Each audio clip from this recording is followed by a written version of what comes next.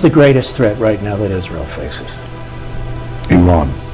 You want the three threats? Give me the three threats. Iran, Iran, Iran.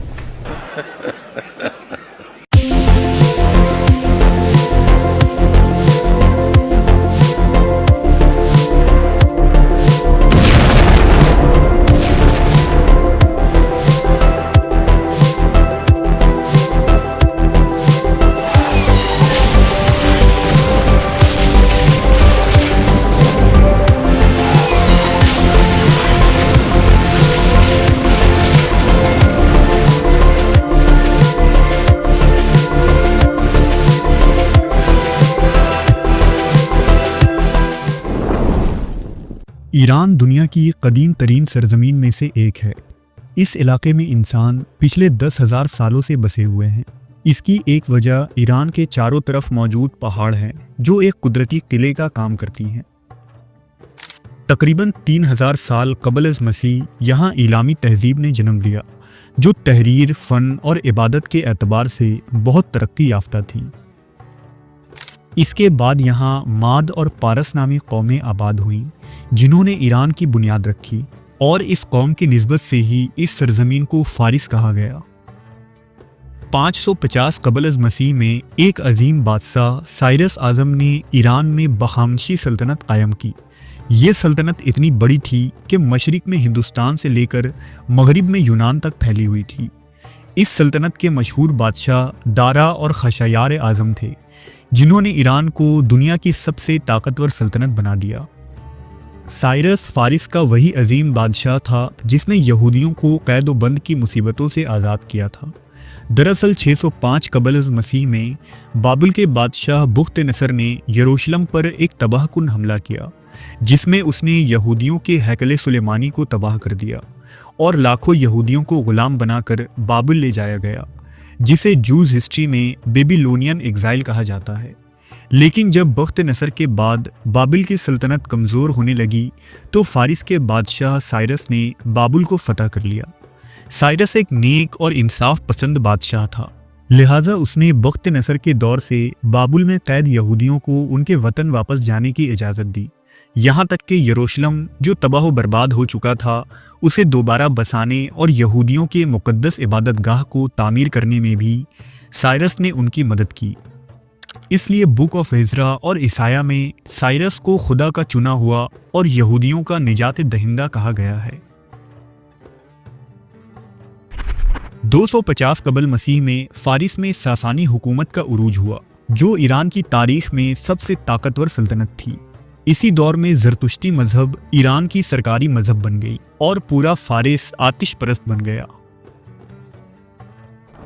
واضح رہے کہ جب اسلام دنیا میں آیا تو اس وقت روم اور ایران دنیا کی دو بڑی طاقتیں تھیں۔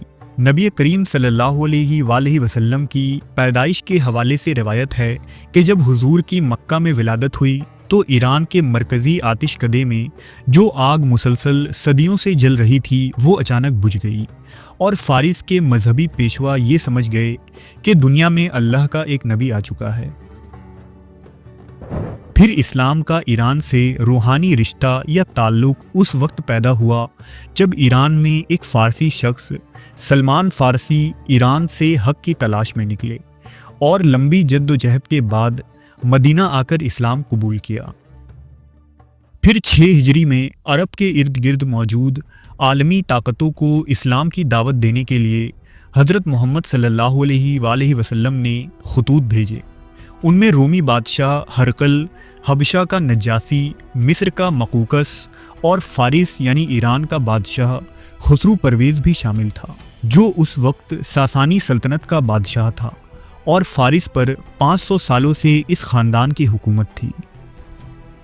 فارس کا یہ بادشاہ خود کو خدا کے برابر سمجھتا تھا اور ہر شخص کو اس کے دربار میں آتے وقت سجدہ کرنا پڑتا۔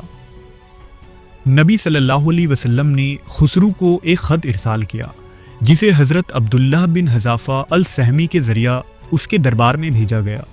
خسرو کے سامنے صحابی رسول نے بلند آواز سے خط کو پڑھا جس کا متن کچھ یوں تھا: سلام ہو اس پر جو ہدایت کی پیروی کرے، میں تمہیں اسلام کی دعوت دیتا ہوں، اسلام لے آؤ تو تم سلامت رہو گے اور اللہ تمہیں دگنا اجر عطا کرے گا۔ اگر تم نے منہ موڑا تو تمہاری قوم کا گناہ بھی تمہارے سر ہوگا۔ یہ الفاظ سن کر خسرو طیش میں آ گیا اور خط کو پھاڑ دیا۔ اس نے اپنے ایک سردار کو مدینہ منورہ پر چڑھائی کرنے کا حکم دیا۔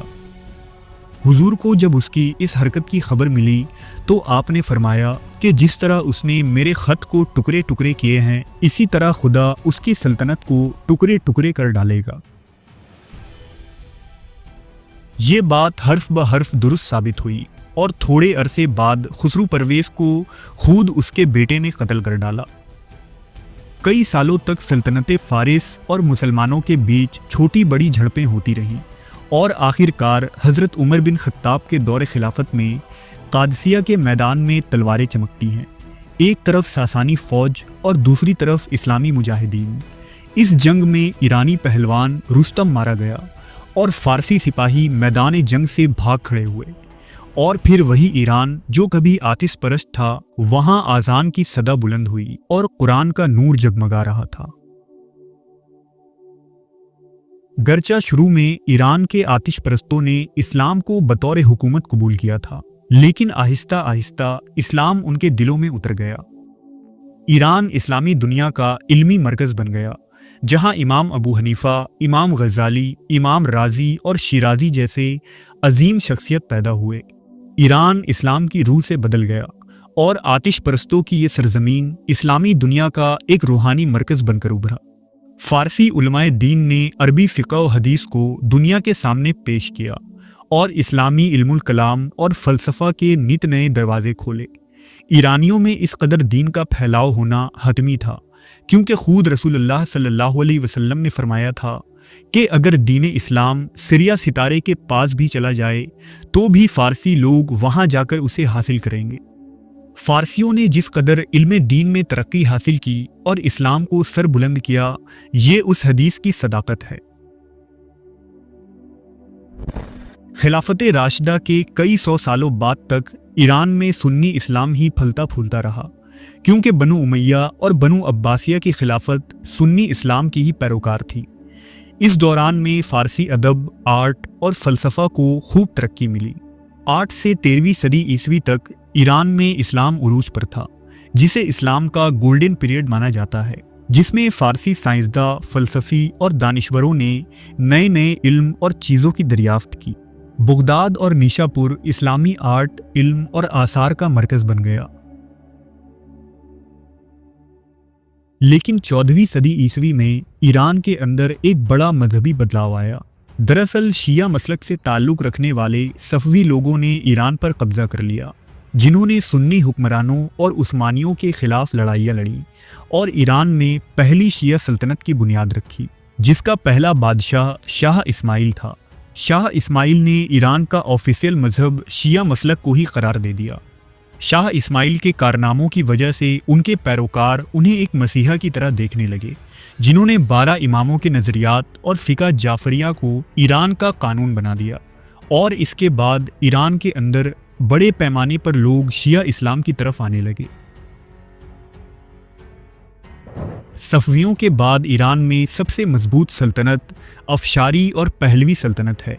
پہلوی سلطنت نے ایران کی شناخت کو بہتر بنایا اور ملک میں خوب ترقی ہوئی، لیکن جب پہلوی حکمراں ملک کو مغربی قانون اور مغربی ثقافت کی طرف لے جانے لگے تو سال 1989 میں امام خمینی کی قیادت میں اسلامی انقلاب آیا اور ایران اسلامی جمہوریہ بن گیا۔ اس انقلاب نے ایران کی سیاست کو پوری طرح سے بدل دیا۔